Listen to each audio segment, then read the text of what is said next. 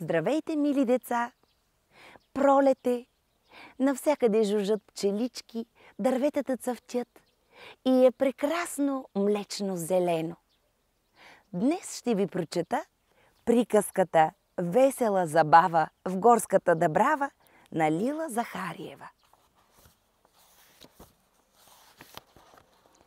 Днес в зелената дъбрава дават весела забава. Горските певци, артисти, музиканти и хористи. Ще се чества юбилеят и на славея тенор. Песни весели ще пеят косовете в звучен хор. Зайчетата с барабани вред разнесоха покани. Разлепиха и афиши върху горски мъх и лишей. В уречения час прозвучава контрабас и заспалата гора шумна публика събра. И далеч от поглед хорски, върху дънерите горски, се нареждат ред по ред. Вълчо с Меца най-отпред, после Зайо с децата, Ешко-бешко с жената, Штурчо с малката калинка на листенце от глугинка.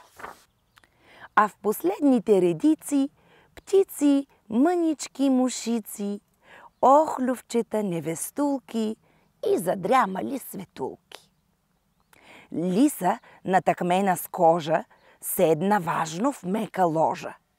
С папрати и тънки клони, както в градските салони.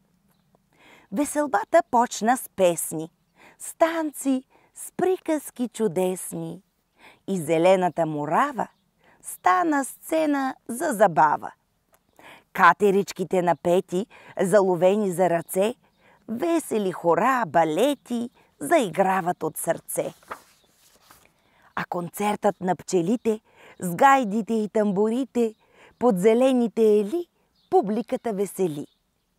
Тънкокраките комари с цигулки и китари свирят в тихата гора ръченици и хора. Вещо свраката прочете най-избраните куплети от известните поети в царството на лесовете. А пък пъстрият кълвач, горски майстор-разказвач, смешни приказки разказа за къртицата и яза. Но в небето облак черен над гората спря неверен. Плисна в миг проливен дъжд, спря концертът изведнъж.